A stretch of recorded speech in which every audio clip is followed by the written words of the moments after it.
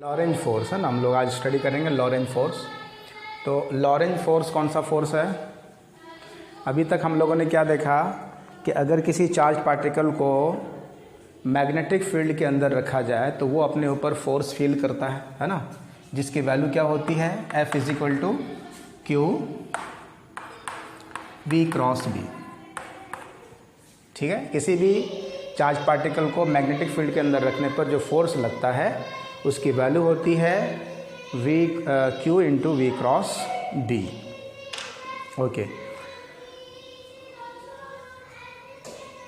Okay, और इसमें क्या होना चाहिए कि चार्ज पार्टिकल मोशन में भी होना चाहिए, तभी होगा। दूसरी बात देखो, आपने पढ़ा होगा इलेक्ट्रोस्टैटिक चैप्टर में, अगर किसी चार्ज पार्टिकल को इलेक्ट्रिक फील्ड के अंदर रखा जाए, ये मान लो अगर इलेक्ट्रिक फील्ड है, इलेक्ट्रिक फील्ड के अंदर किसी चार्ज पार्टिकल को रख दिया जाए तो ये भी चार्ज पार्टिकल इस इलेक्ट्रिक फील्ड की वजह से फोर्स फील करता है, जिसको हम लोग नाम देते हैं Q × E। यही होता है ना, फोर्स = चार्ज × इंटेंसिटी।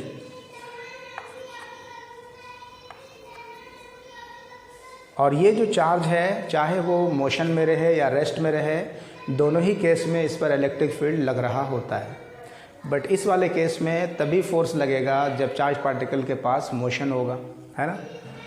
अब सपोज कर लेते हैं किसी जगह पर अगर इलेक्ट्रिक फील्ड भी है और मैग्नेटिक फील्ड भी है, दोनों एक साथ मौजूद है, इलेक्ट्रिक फील्ड भी और मैग्नेटिक फील्ड भी, तो उस केस में क्या होगा?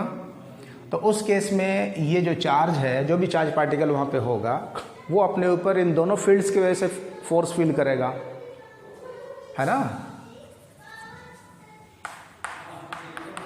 If there is electric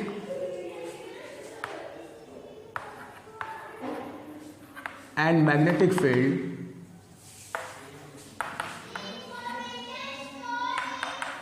then the moving charge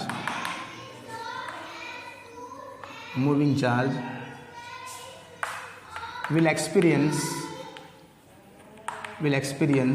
the net force। उस पर जो अब नेट फोर्स लग रहा होगा F नेट, वो तो दोनों ही फील्ड के वजह से लगेगा, इलेक्ट्रिक फील्ड की वजह से भी और मैग्नेटिक फील्ड की वजह से। इलेक्ट्रिक फील्ड की वजह से जो फोर्स लगता है that is called electrostatic force, FE इसको नाम दे देते हैं, और मैग्नेटिक फील्ड की वजह से जो लग रहा है दैट इज FM नाम दे दिया। तो इन दोनों फोर्सेस के कॉम्बिनेशन को हम लोग बोलते हैं लॉरेंज फोर्स। ओके, तो अगर इलेक्ट्रिक फील्ड है तो वहाँ पे फोर्स हो गया Q × E, और मैग्नेटिक फील्ड भी चूँकि वहाँ पे है तो Q × V क्रॉस B। और पार्टिकल कैसा है? पार्टिकल मोशन में है, ठीक है। तो ये जो फोर्स है, this force is called Lorentz force, इसी को हम लोग लॉरेंज फोर्स बोलते हैं, ठीक है। यानी कि the net force on a charge particle in a given magnetic और इलेक्ट्रिक फील्ड, ठीक है। तो ये नेट फोर्स जो लग रहा है इसी को हम लोग लॉरेंज फोर्स कहेंगे। This force is called Lorentz force.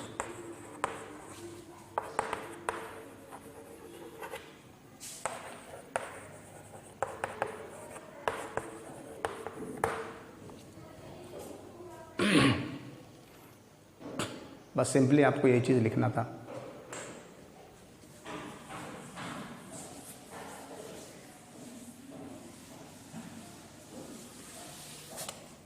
अब देखो यहाँ पे भी हम लोग पढ़ेंगे चार्ज पार्टिकल का जो मोशन होगा वो किस तरह का होगा, है ना। अगर कोई चार्ज पार्टिकल किसी इलेक्ट्रिक और मैग्नेटिक फील्ड दोनों के अंदर है, दोनों फील्ड के अंदर अगर है वो, तो उसका जो पाथ होगा वो किस तरह का होगा, उसके बारे में हम लोग डिस्कस करेंगे, थोड़ा सा देखेंगे उसके बारे में। तो यहाँ पर चूँकि दोनों ही फील्ड है, इलेक्ट्रिक फील्ड भी और मैग्नेटिक फील्ड भी, ठीक है। तो सबसे पहला केस हम लोग कंसिडर कर लेते हैं, केस 1, जब इलेक्ट्रिक फील्ड और मैग्नेटिक फील्ड दोनों सेम डायरेक्शन में हो, ठीक है ना। अगर इलेक्ट्रिक फील्ड और मैग्नेटिक फील्ड दोनों ही सेम डायरेक्शन में होगा तो उस केस में चार्ज पार्टिकल का पाथ कैसा होगा, ठीक है। लिख लो, when electric field is parallel to the magnetic field, magnetic field electric field दोनों ही पैरेलल हो और दोनों यूनिफॉर्म हम लोग यहाँ पे कंसिडर करेंगे।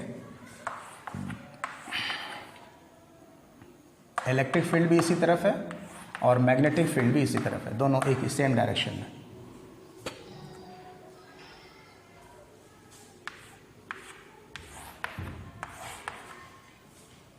इलेक्ट्रिक फील्ड और मैग्नेटिक फील्ड दोनों ही सेम डायरेक्शन में है। अब हम लोग चार्ज पार्टिकल को अलग अलग तरह से इस फील्ड के अंदर प्रोजेक्ट करेंगे तो अलग अलग केसेस बनेंगे, है ना। तो यहाँ पे हम लोग देख लेते हैं इसी केस का, मतलब सब केस उसको आप कह सकते हो।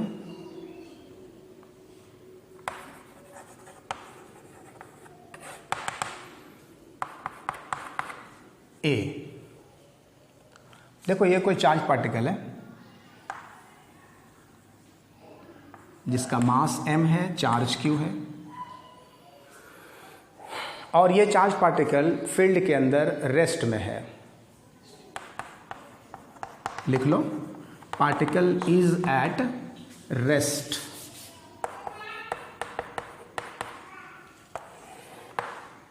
पार्टिकल किस पे है?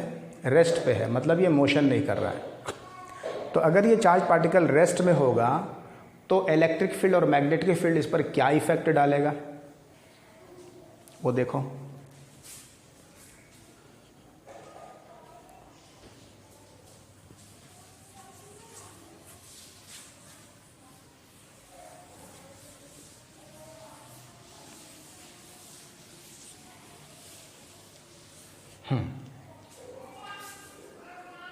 क्या होना चाहिए सोचो।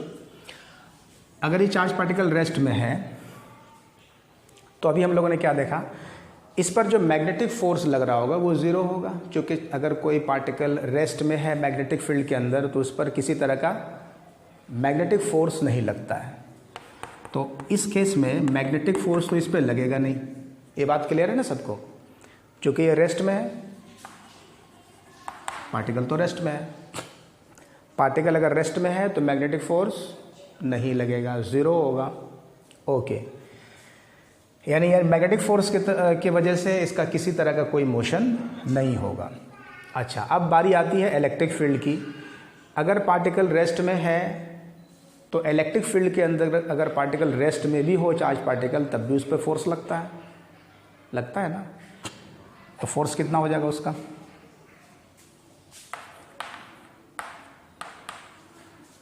इलेक्ट्रिक फोर्स क्या हो जाएगा? Q into E. समझ में आ रही बात? यानी इस पर एक फोर्स लगेगा, और किस तरफ लगेगा बताओ तो? फोर्स का डायरेक्शन किधर होगा? जिधर फील्ड का डायरेक्शन होगा, है ना, इन द डायरेक्शन ऑफ फील्ड। इसका क्या मीनिंग हुआ? इसका मीनिंग ये हुआ कि चार्ज पार्टिकल अगर रेस्ट में है तो इलेक्ट्रिक फील्ड इसको ड्रैग करेगी अपनी तरफ, फील्ड के डायरेक्शन, इलेक्ट्रिक फील्ड के डायरेक्शन में। मैग्नेटिक फोर्स का कोई रोल नहीं, यहाँ पे जो रोल है वो किसका है? इलेक्ट्रिक फील्ड का है। और इलेक्ट्रिक फील्ड इसको क्या करेगी? आगे की तरफ बढ़ाएगी, इसके पास एक्सेलरेशन आ जाएगा क्योंकि फोर्स लग रहा है। क्लियर है बिल्कुल?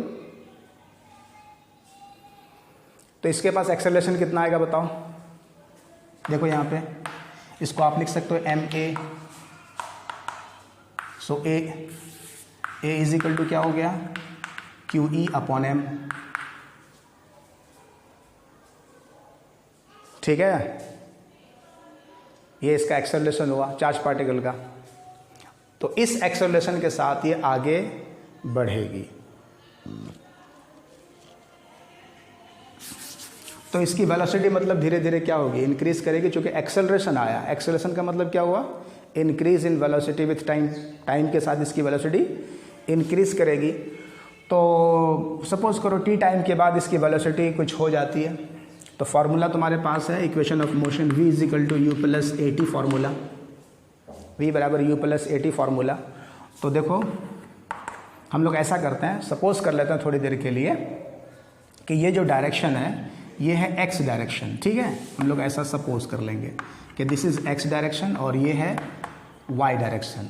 ठीक है, तो ये और ज़्यादा क्लियर आपको फील देगा। एक्स डायरेक्शन में ये मूव कर रहा है, तो चार्ज पार्टिकल का जो डायरेक्शन होगा यहाँ पे इस केस में एक्स डायरेक्शन की तरफ होगा। तो आप इसको लिख सकते हो यहाँ पे, देखो v x is equal to u x plus a x t, x direction की तरफ वेलोसिटी हम लोग ले रहे हैं। तो ये इनिशियल वेलोसिटी तो ज़ीरो हो गई because the charge was at rest, charge तो रेस्ट में था, और उसके बाद इसको एक्सेलरेशन मिल रहा है तो आगे बढ़ेगा ये। तो इसकी वेलोसिटी हो जाएगी q into e by m into T.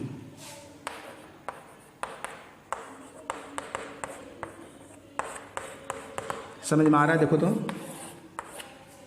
ये बात क्लियर है सबके लिए। Velocity of the particle after time t comes to be q e by m into T.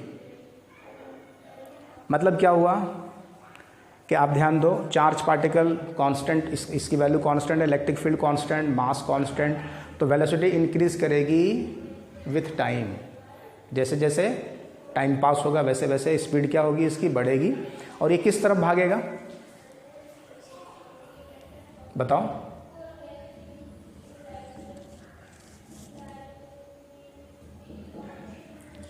सुन पा रहे हो?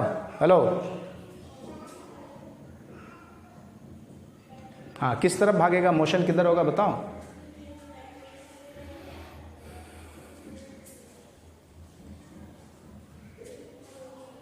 चार्ज पार्टिकल का मोशन किस तरफ होगा?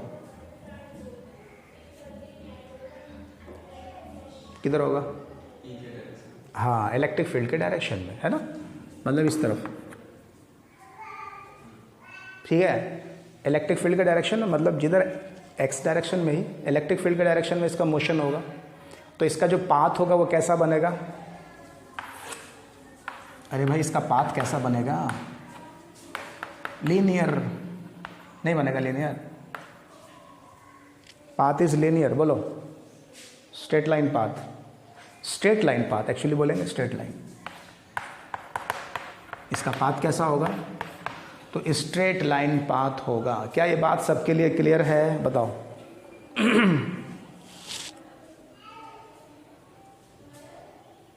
Very good. तो अभी तक हम लोगों ने क्या देख लिया कि पार्टिकल अगर रेस्ट में है तो इस तरह का कुछ केसेस होगा। रेस्ट वाले केस में मैग्नेटिक फील्ड का तो कोई रोल ही नहीं है, क्योंकि मैग्नेटिक फील्ड जो है वो रेस्ट वाले पार्टिकल पे नहीं लगता है। लेकिन अच्छा देखो, एक चीज़ और है यहाँ पे, ये पार्टिकल चूँकि मोशन में आ गया इलेक्ट्रिक फील्ड की वजह से, इलेक्ट्रिक फील्ड की वजह से मोशन में आया, और किस तरफ मोशन हो रहा है? फील्ड के डायरेक्शन में, इलेक्ट्रिक फील्ड के डायरेक्शन में। थोड़ी सी बात को समझो आप यहाँ पे, चार्ज पार्टिकल मोशन में आया बिकॉज ऑफ इलेक्ट्रिक फील्ड, और किस तरफ मूव कर रहा है वो? फील्ड, इलेक्ट्रिक फील्ड के डायरेक्शन में। तो इसका मतलब ये हुआ कि चार्ज पार्टिकल मैग्नेटिक फील्ड के डायरेक्शन में मोशन में आ गया है। मैग्नेटिक फील्ड भी तो इलेक्ट्रिक फील्ड के डायरेक्शन में ही है ना। तो चार्ज पार्टिकल मोशन में है मैग्नेटिक फील्ड के पैरेलल। अभी हम लोगों ने पीछे पढ़ा था कि चार्ज पार्टिकल अगर मैग्नेटिक फील्ड के अंदर हो मोशन में तो फोर्स लगेगी, लेकिन साथ ही साथ हम लोगों ने यह भी पढ़ा था कि अगर चार्ज पार्टिकल मैग्नेटिक फील्ड के पैरेलल है या एंटी पैरेलल है तो उस पर फोर्स नहीं लगेगी मैग्नेटिक फील्ड की वजह से। क्लियर है? यानी पाथ स्ट्रेट लाइन ही रहेगा। पाथ कैसा रहेगा? स्ट्रेट लाइन ही रहेगा। मैग्नेटिक फील्ड के वजह से इसके पाथ में किसी तरह का कोई डेविएशन नहीं होगा, क्योंकि ये फोर्स नहीं लगाएगा। क्यों नहीं लगाएगा? क्योंकि चार्ज पार्टिकल का जो मोशन है वो फील्ड के तरफ ही है, मैग्नेटिक फील्ड के तरफ भी है। ओके, अब चलिए आगे बढ़ें।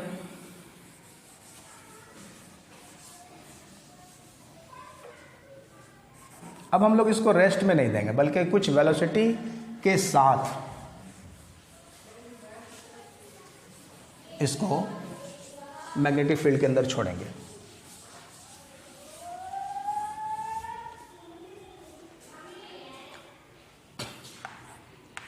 देखो ध्यान से, अब इस चार्ज पार्टिकल को कुछ वेग दे दो, कुछ वेलोसिटी दे दो, किस तरफ?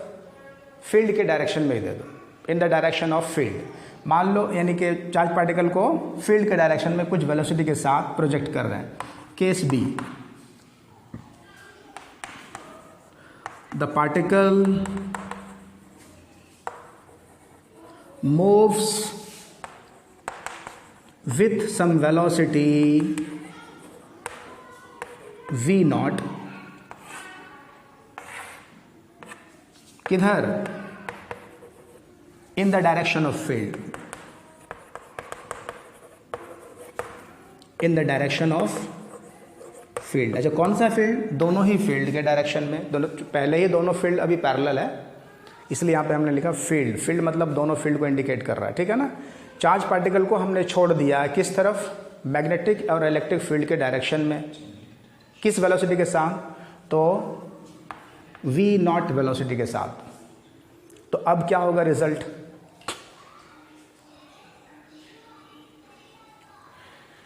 फिर से वही बात, क्या मैग्नेटिक फोर्स लगेगी चार्ज पार्टिकल पे? बताओ। नहीं लगेगी, नहीं लगेगी। मैग्नेटिक फोर्स पार्टिकल पे लगेगी? सोचो।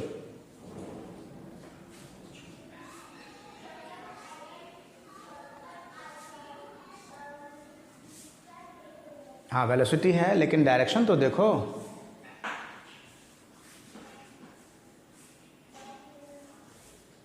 क्या समझ में आ गया? बोलो। अरे मैग्नेटिक फोर्स का फॉर्मूला, इक्वेशन क्या होता है? Q into v b sine theta होता है ना। हाँ, तो थीटा तो थीटा जीरो हो जाएगा। तो ऐसे भी, इसीलिए तो बार बार बता रहे हैं, लिखा भी दिया आप लोगों को कि अगर कोई चार्ज पार्टिकल मैग्नेटिक फील्ड के पैरेलल या एंटी पैरेलल मूव करे तो फोर्स जीरो होगा। अरे थीटा जीरो हो या 180 हो, दोनों ही केस में जीरो हो जाता है ना। ओके, तो मैग्नेटिक फोर्स की कहानी यहाँ पे नहीं हो पाएगी, क्योंकि देखो मैग्नेटिक फोर्स इस पे जीरो लग रहा है। डायरेक्शन ऑफ मोशन जो है वो किस तरफ है? फील्ड के तरफ है। चलो भाई ठीक है, लेकिन अब इलेक्ट्रिक फील्ड को देखते हैं। अब इलेक्ट्रिक फील्ड की वजह से जो फोर्स लग रहा है वो क्या हो जाएगा? इस पे इलेक्ट्रिक फोर्स कितना लगेगा? तो फिर से वही चीज़, Q इंटू ई। किस तरफ? इन the direction of field. Force के डायरेक्शन में इलेक्ट्रिक फील्ड लग रहा होगा, इलेक्ट्रिक फोर्स लग रहा होगा। क्लियर है? यानी इसके पास फिर से एक्सेलरेशन है, एक्सेलरेट हो रहा है ये, जिसका एक्सेलरेशन क्या हो जाएगा? क्यू ई बाई एम हो जाएगा ना।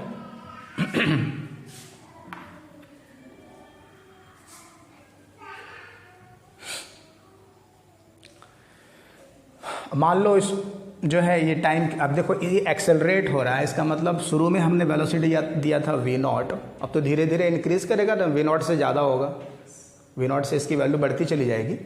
तो कितना होगा देखो, फॉर्मूला लगा दो, x डायरेक्शन की बात कर रहे हैं क्योंकि इस तरफ हम लोगों ने x माना हुआ है। तो v x is equal to, इस बार ये वेलोसिटी दिया हुआ पहले से तुम्हारा, x डायरेक्शन में कितनी वेलोसिटी दिया हुआ? v नॉट, तो वहाँ पे डाल दो v नॉट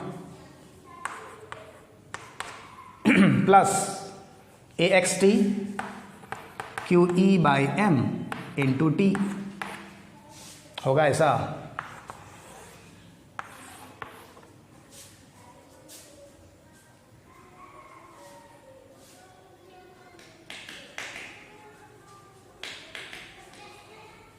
ठीक है यहाँ तक?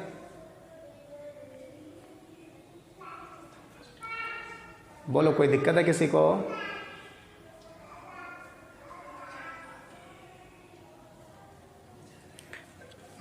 यानी कि टाइम के साथ ये वेलोसिटी बढ़ेगी। देखो अब ये टाइम, जैसे जैसे टाइम बढ़ेगा तो ये पूरा फैक्टर बढ़ेगा और उसमें ये वाला फैक्टर ऐड होता जाएगा, तो इंक्रीज कर रहा है। वी एक्स क्या होगा? टाइम के साथ इंक्रीज करेगा। अच्छा, अचानक से अगर इलेक्ट्रिक फील्ड को स्विच ऑफ कर दें तो क्या होगा? देखो ये सब क्वेश्चंस पूछे जाते हैं इसलिए बता रहे हैं, ठीक है ना। इसी में चलते चलते इलेक्ट्रिक फील्ड को स्विच ऑफ कर दिया तो क्या होगा? The particle will move with its initial speed v not, uniformly, एक जैसा चलता रहेगा। तुम यहाँ पे जीरो पुट करके देखो, यहाँ पे तुम जीरो पुट कर दोगे तो ये जो पार्टिकल की जो स्पीड है v नॉट वो रह जाएगी बस। जिस वेलोसिटी के साथ आपने इसको भेजा है फील्ड के अंदर वो उसी वेलोसिटी के साथ चलता रहेगा, एक्सेलरेशन नहीं होगा उसमें। आया समझ में?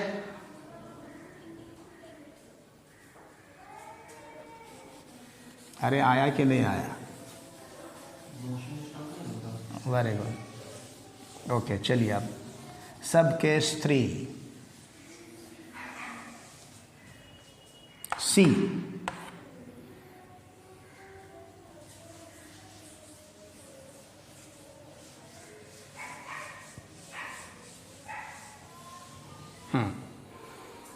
अब हम लोग क्या करें, चार्ज पार्टिकल को अभी हम लोगों ने पैरेलल टू द फील्ड इसको रखा था।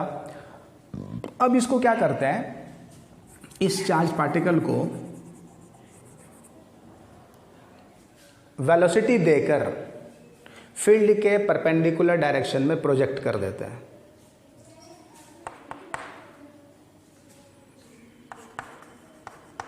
Particle is projected with velocity v naught, किधर? Perpendicular to the field, field के परपेंडिकुलर डायरेक्शन में पार्टिकल को प्रोजेक्ट कर दे। तो फिगर कुछ ऐसा ही होगा। देखो इधर इस तरफ हमने वेलोसिटी दे दिया v नॉट और प्रोजेक्ट कर दिया।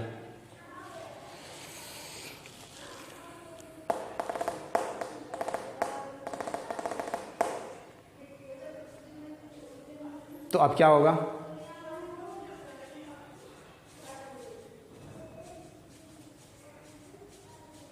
इस पर तो दोनों फोर्स लग रहा है, इलेक्ट्रिक फोर्स भी और मैग्नेटिक फोर्स भी। तो मैग्नेटिक फोर्स की कहानी पहले सबसे पहले देख लो। मैग्नेटिक फोर्स जो इस पर लग रहा होगा वो कैसा होगा? जाहिर सी बात है, अभी हम लोगों ने इसमें क्या कर दिया है, वो परपेंडिकुलर वाला केस है ना। अगर चार्ज पार्टिकल को मैग्नेटिक फील्ड के अंदर परपेंडिकुलर डायरेक्शन में मूव कराया जाए तो वो सर्कुलर मोशन करने लगता है, करता है कि नहीं? देखो हमने यही किया हुआ ना, यहाँ पे मैग्नेटिक फोर्स इस तरफ, मैग्नेटिक फील्ड इस तरफ है और चार्ज पार्टिकल को फील्ड के परपेंडिकुलर अगर छोड़ दें तो वो तो चक्कर लगाएगा, सर्कुलर मोशन करेगा ना।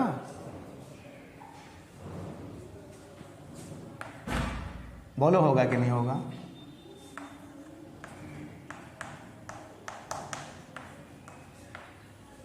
बोल, सही है? देख तो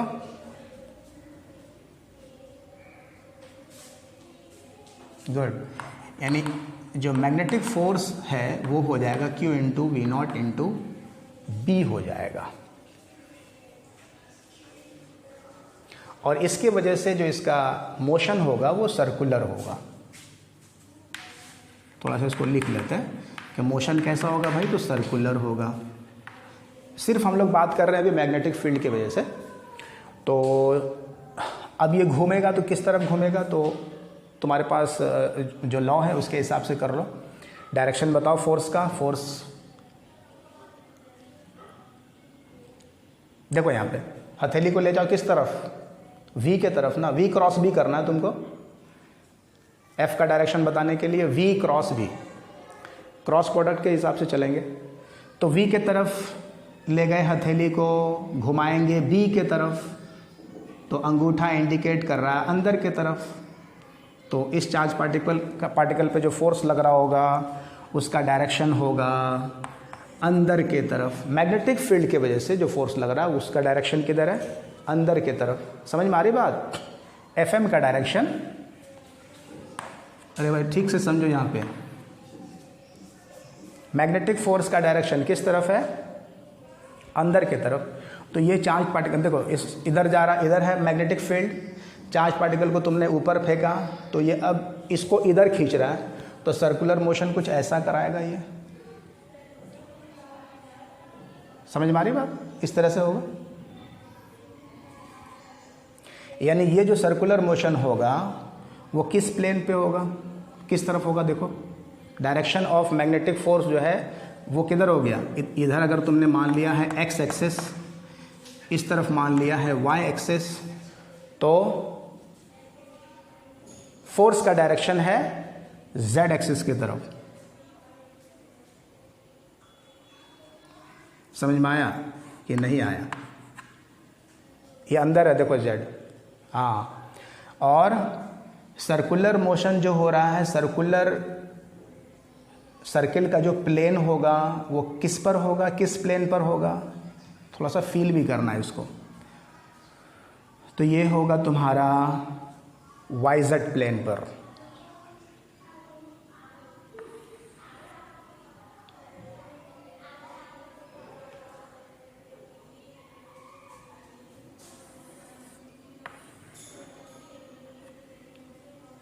होना चाहिए।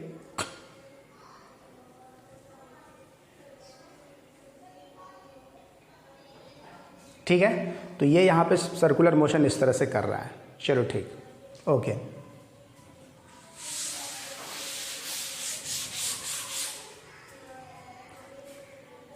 अब ये जब सर्किल बना रहा है तो इसकी रेडियस भी होगी, आप रेडियस भी निकाल सकते हो।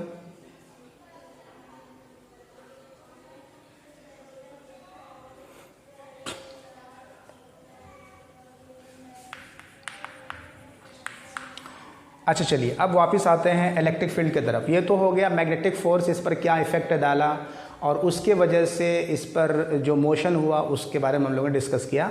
अभी हम लोगों ने इलेक्ट्रिक फील्ड को कंसिडर नहीं किया था। अब चलो सिर्फ इलेक्ट्रिक फील्ड को कंसिडर करते हैं, मैग्नेटिक फोर्स को थोड़ी देर के लिए भूल जाओ। तो इलेक्ट्रिक फोर्स जो इस पर लग रहा होगा उसकी वैल्यू क्या होगी? इलेक्ट्रिक फोर्स की वैल्यू तो charge into intensity, Q into E. समझ में आ रहा है ना? चार्ज इस पर है Q, इलेक्ट्रिक फील्ड यहाँ पे E है, तो इस पर फोर्स लगेगा QE। डायरेक्शन किधर होगा? फिर से बताओ डायरेक्शन किधर होगा? चार्ज पार्टिकल का डायरेक्शन इलेक्ट्रिक फील्ड के वजह से, इलेक्ट्रिक फील्ड चार्ज को किधर घसीटेगी? अपने तरफ, फील्ड के तरफ, E के तरफ। समझ में आ रहा है ना? इलेक्ट्रिक फील्ड, वो इलेक्ट्रिक फोर्स जो होगा वो किस तरफ लगेगा? फील्ड के डायरेक्शन में, इन द डायरेक्शन ऑफ किधर? Electric field. इसको ध्यान से देखो आप। चार्ज पार्टिकल पे जो इलेक्ट्रिक फोर्स लग रहा है उस फोर्स का डायरेक्शन इलेक्ट्रिक फील्ड की तरफ होगा। हम सिर्फ इलेक्ट्रिक फोर्स की बात कर रहे हैं।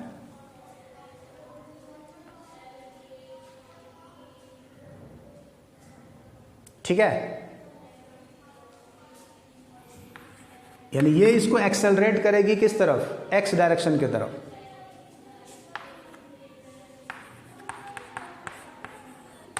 बहुत ही ढंग से समझना इसको।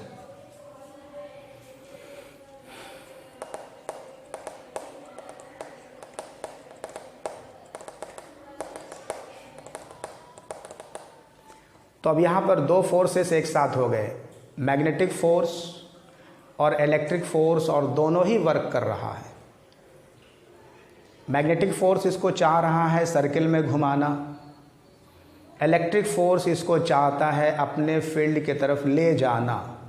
समझ रहे हो ना? तब रिजल्ट क्या होगा?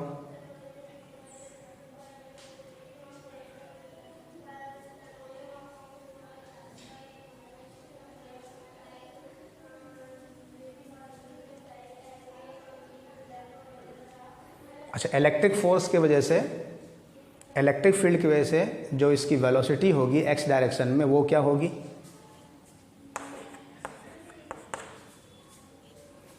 वी एक्स बराबर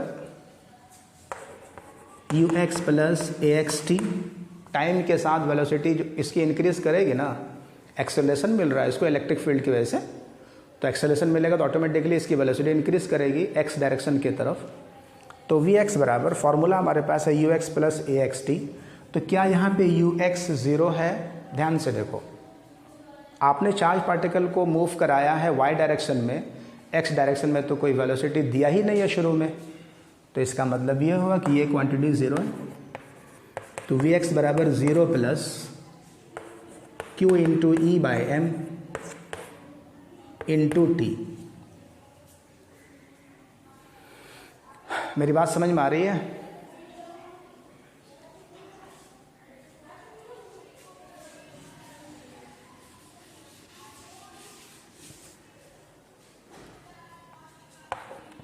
तो वी एक्स इजिकल टू क्या हो गया?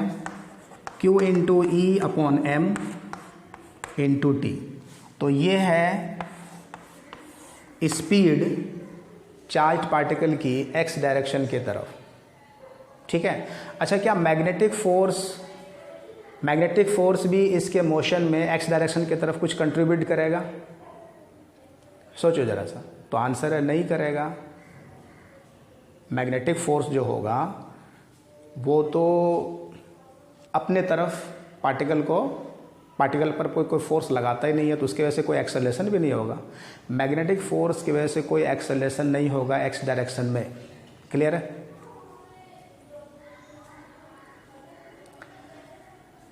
ओके, सिर्फ इलेक्ट्रिक फोर्स की वजह से एक्स डायरेक्शन में स्पीड होगी। अच्छा ठीक है, तो अब यहाँ पर आप ध्यान से देखो, यहाँ पर वही केस बन गया जो आप लोगों ने पीछे देखा था, हेलिकल केस। देखो ये एक तरह से क्या हो गया, ये सर्कुलर मोशन भी हो रहा है, यहाँ पे सर्कुलर मोशन हो रहा है मैग्नेटिक फील्ड की वजह से, और लीनियर मोशन हो रहा है इलेक्ट्रिक फील्ड की वजह से। तो ये चार्ज पार्टिकल करेगा क्या? ये दोनों को फॉलो करेगा, इलेक्ट्रिक फोर्स की वजह से लीनियर मोशन को, मैग्नेटिक फोर्स की वजह से सर्कुलर मोशन को। तो रिजल्टेंट पाथ कैसा हो जाएगा?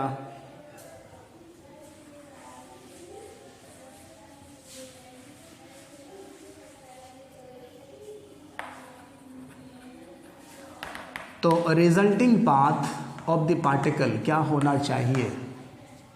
तो resulting path of the particle होना चाहिए हेलिकल होना चाहिए कि नहीं होना चाहिए? इस तरह से सर्कुलर मोशन भी हो रहा है और एक्स डायरेक्शन में ड्रिफ्ट भी हो रहा है, दोनों ही तरह का। लेकिन यहाँ पे एक चीज़ ध्यान देने की है। वो ध्यान क्या देना है? देखो, इसकी जो वेलोसिटी है एक्स डायरेक्शन में वो धीरे धीरे बढ़ रही है टाइम के साथ, कांस्टेंट तो है नहीं। समझ रहे हो ना? टाइम जैसे एक सेकंड में जो वेलोसिटी होगी, दूसरे सेकंड में ज़्यादा डबल हो जाएगी, तीसरे सेकंड में ट्रिपल हो जाएगी, होगी कि नहीं? देखो तो टाइम के साथ वेरिएशन वेलोसिटी का ज़्यादा होगा। मतलब जैसे जैसे एक्स डायरेक्शन की तरफ पार्टिकल जाएगी वैसे वैसे उसका डिस्प्लेसमेंट भी ज़्यादा होगा। तो जब ऐसा होगा तो क्या ये पिच कांस्टेंट रहेगा? सोचो।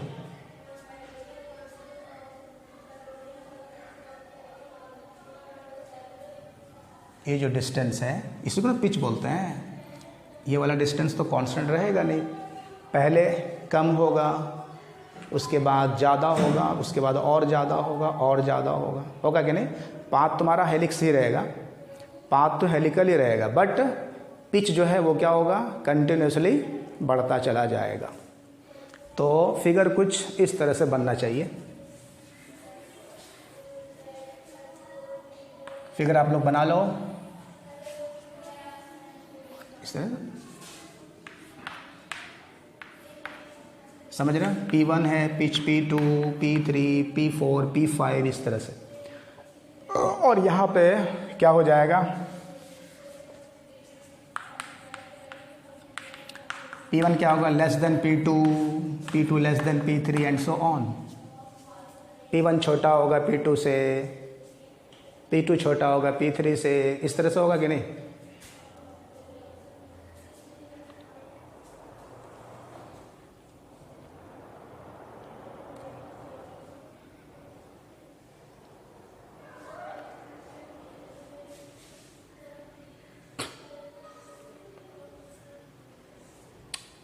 कोई दिक्कत किसी को?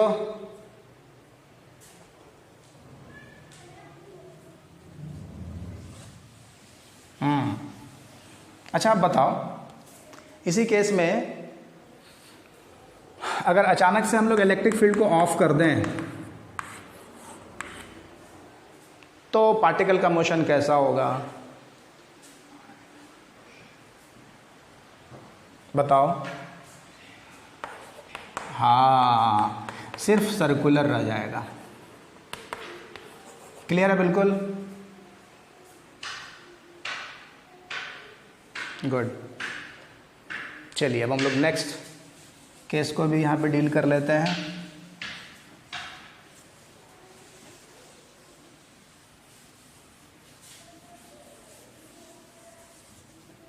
अभी हम लोग केस 1 ही देख रहे हैं, electric field is parallel to magnetic field, और उस केस में हम लोग सब केस डी देखते हैं। इसमें क्या करना है, इस बार चार्ज पार्टिकल को फील्ड के अंदर ऑब्लिकली भेजना है, यानी कुछ एंगल दे करके। ये सपोज करो इधर मैग्नेटिक और इलेक्ट्रिक फील्ड है, दोनों पैरेलल एक ही तरफ है। और इस बार हम लोग क्या कर रहे हैं, इस बार ये जो चार्ज पार्टिकल है इसको हम लोग कुछ एंगल दे करके इधर ये वेलोसिटी v0 सपोज कर लो, v0 वेलोसिटी के साथ हम लोगों ने प्रोजेक्ट किया विथ एंगल थीटा। तो इस केस में अब क्या होगा,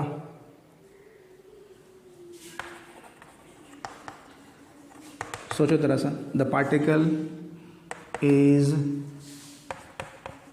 projected with velocity v0 at an inclination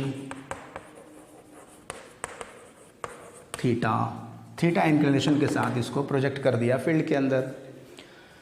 तो इस केस में क्या होने वाला है, तो सबसे पहले हम लोग बात करें मैग्नेटिक फोर्स इस पर जो लगेगा वो कैसा होगा।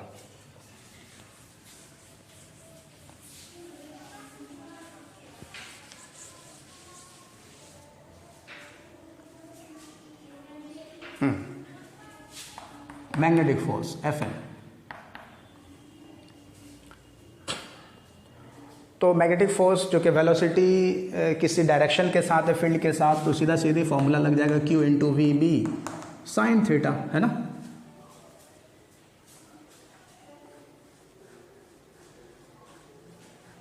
Q हो गया चार्ज पार्टिकल का चार्ज, V वेलोसिटी, तो V की जगह V0 लिखना चाहिए हम लोगों को, क्योंकि V0 वेलोसिटी के साथ इसको भेज रहे हैं, V0 velocity.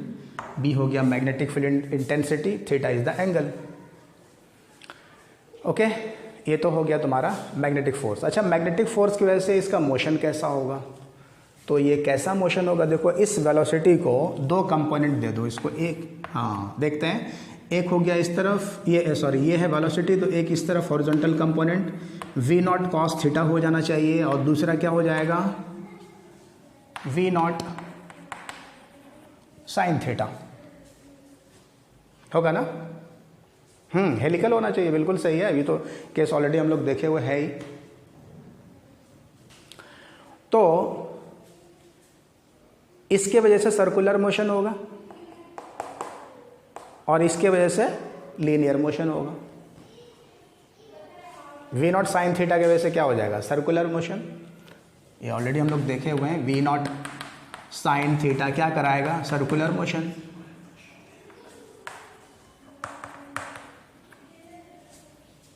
V0 sine theta circular motion कराएगा, और ये V0 कॉस थीटा ये कराएगा हॉरिजॉन्टल मोशन, एक्स डायरेक्शन में मोशन, लीनियर मोशन।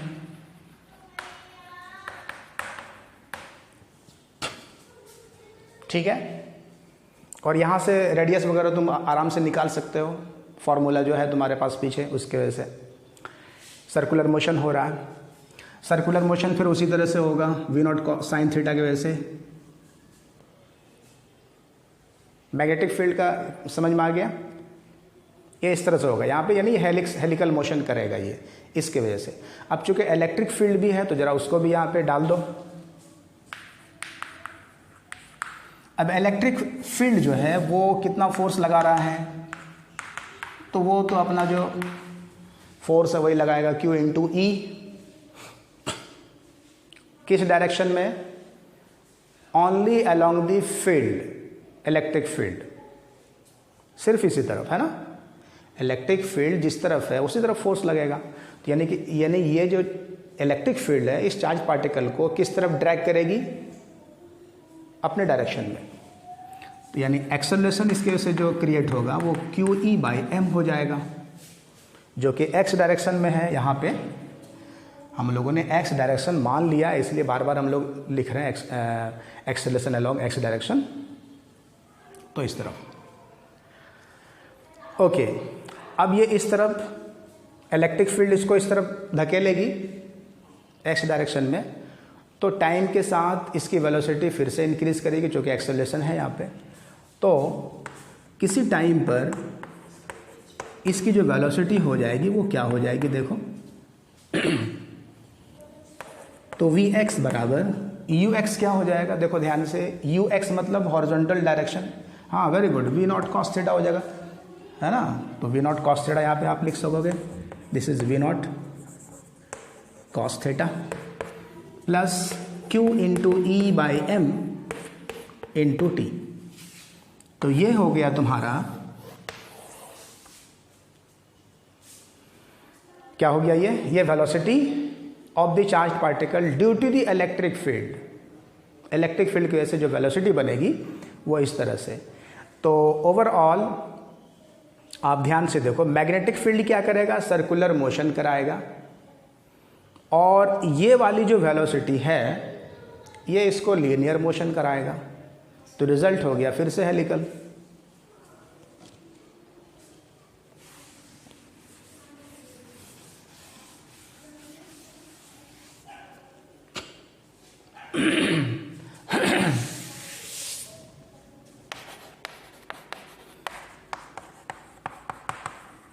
पाथ तो फिर से हेलिकल ही रहेगा।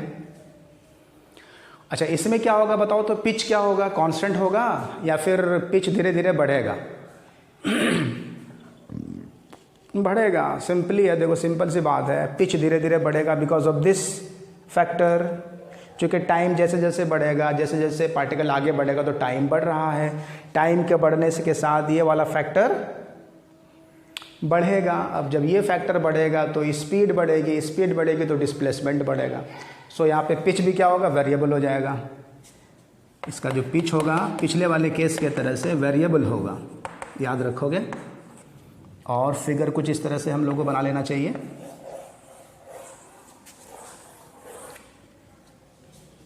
क्लियर है? दिस इज P1, ये हो गया P2, P3 and so on.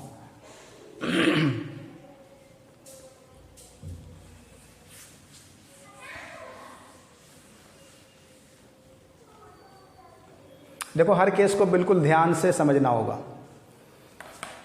तो यहाँ पे भी हम लोग क्या देख रहे हैं कि P1 जो है वो less than P2, less than P3, इस तरह से। P1 छोटा है P2 से, P2 छोटा है P3 से, इस तरह से।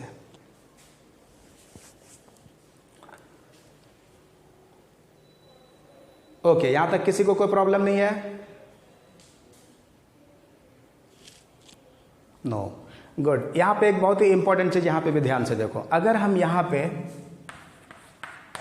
फिर से इलेक्ट्रिक फील्ड को स्विच ऑफ कर दें, बंद कर दें, अगर अचानक से इलेक्ट्रिक फील्ड बंद हो जाए तो अब इसके पाथ पर क्या असर पड़ेगा बताओ तो? इसके पाथ पर क्या असर पड़ेगा? क्या पिच जो है बढ़ता जाएगा या पिच क्या होगा? पिच बढ़ेगा नहीं। वेरी गुड, देखो हाँ वेरी गुड। देखो यहाँ पे इलेक्ट्रिक फील्ड तुम जीरो कर दोगे, ई का मान जब तुमने जीरो कर दिया तो अब एक्स डायरेक्शन में जो वेलोसिटी है वो V0 cos थीटा, ये तो कांस्टेंट टर्म है, V0 cos थीटा, मतलब कांस्टेंट स्पीड के साथ पार्टिकल आगे बढ़ेगा, तो मतलब डिस्प्लेसमेंट भी हर चक्कर के लिए डिस्प्लेसमेंट सेम होगा, पिच कांस्टेंट हो जाएगा।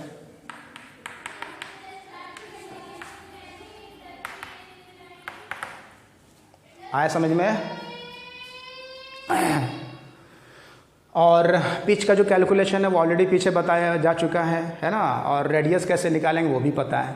तो ये सारी चीज़ें थी केस 1 के लिए, जब इलेक्ट्रिक फील्ड पैरेलल हो किसके, मैग्नेटिक फील्ड के। ठीक है, अब नेक्स्ट क्लास में हम लोग इसके बाद वाला जो केस है उसको डील करेंगे।